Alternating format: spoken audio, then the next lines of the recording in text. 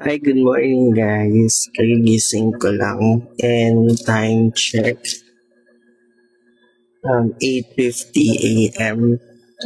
Nga pala hindi ako nakapag-video for ilan days kasi sinulit ko yung day off ko. So, ayun. Ang day off ko pala is Monday, Tuesday for this month of February.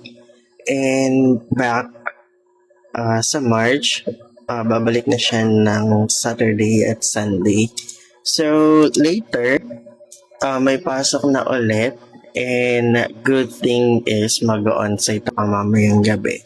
So, ayun lang, gumawa lang ako ng video kasi para may upload ako. Wala kasi akong upload. Wala akong masyadong ginawang activity nung off ko. Mostly nakahiga lang ako tapos nag-scroll sa Facebook tsaka sa TikTok.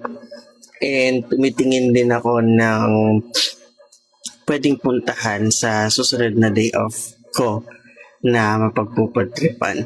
So far, sabi ko nga na nag-i-scroll ako, meron na akong mga nakitang pupuntahan at gusto ko din siyang i-try kasi parang ang sarap ng food nila doon. Tingin ko naman, deserve ko naman yung food nila doon. So, syempre, pag off na, pwede na natin siyang puntahan. So, for now, scroll muna, tingin-tingin muna, and soon pupuntahan din natin yung place na yon. Around metro lang din naman siya, so mabilis lang siyang puntahan. Mga 1 to 2 rides lang yata yung location nung nakita kong food tripan. Nag-iisip din ako ng iba pang pwedeng i-content. Ayun. Wala naman ako masyadong masabi. Gumawa lang ako ng video para may upload.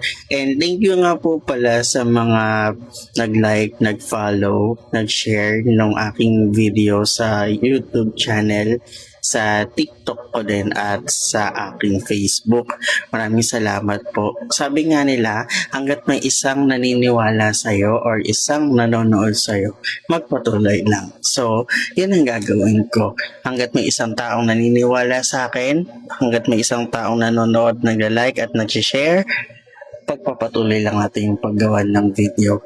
So, again, this is Red Lim, Goals to Calories, and makita-kita tayo sa next video.